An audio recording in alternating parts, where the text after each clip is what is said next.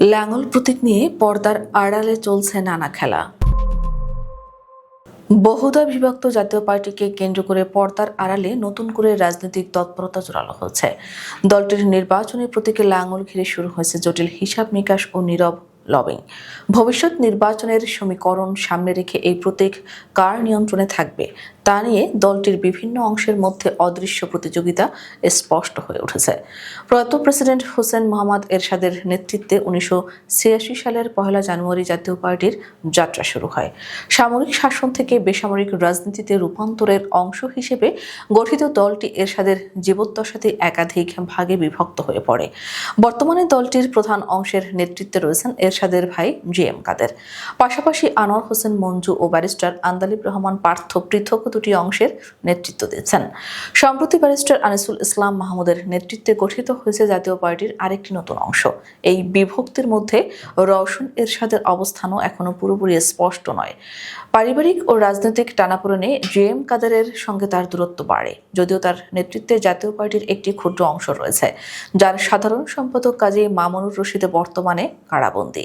নতুন করে গঠিত আনিসুল ইসলাম মাহমুদের অংশে রওশনপন্থীরা যোগ দেননি, অথচ অতীতে আনিসুল ইসলাম মাহমুদ ও রুহুল আমিন হাওলাদাররা রওশন এরশাদের ঘনিষ্ঠ হিসেবেই পরিচিত ছিলেন।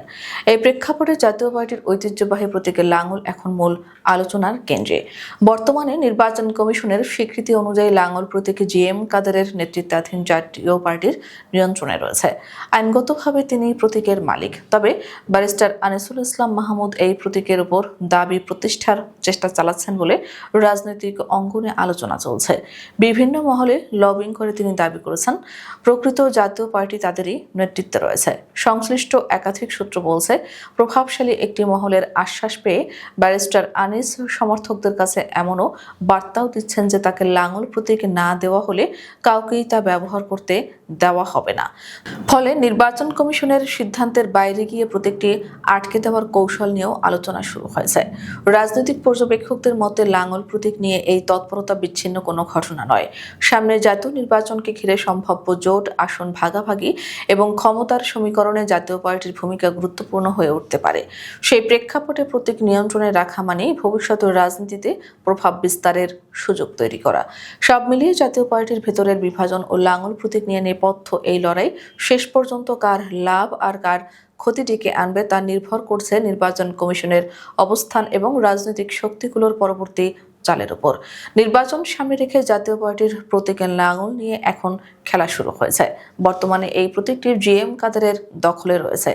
ব্যারিস্টার আনিসুল ইসলাম মাহমুদ এখন লাঙলে ভাগ বসাতে চান, তাই এখানে সেখানে লবিং করছেন প্রতীকটির জন্য। সম্প্রতি তার নেতৃত্বে একটি জোটের আত্মপ্রকাশও ঘটেছে। আনিসুল ইসলাম মাহমুদ বলেছেন, তাদের সঙ্গেই রয়েছে মূল দলটি। আইনত জিএম কাদেরই এখন এই লাঙল প্রতীকের মালিক। নির্বাচন কমিশন তাকে স্বীকৃতি দিয়েছে, কিন্তু প্রভাবশালী মহলের আনুকূল্যে প্রতীকটি যাতে কাউকে না দেয়া হয় সে তৎপরতা শুরু করেছেন ব্যারিস্টার আনিসুল ইসলাম মাহমুদ। পর্যবেক্ষকরা বলছেন, ভবিষ্যৎ নির্বাচনের নানা সমীকরণে এই খেলাটি শুরু হয়েছে।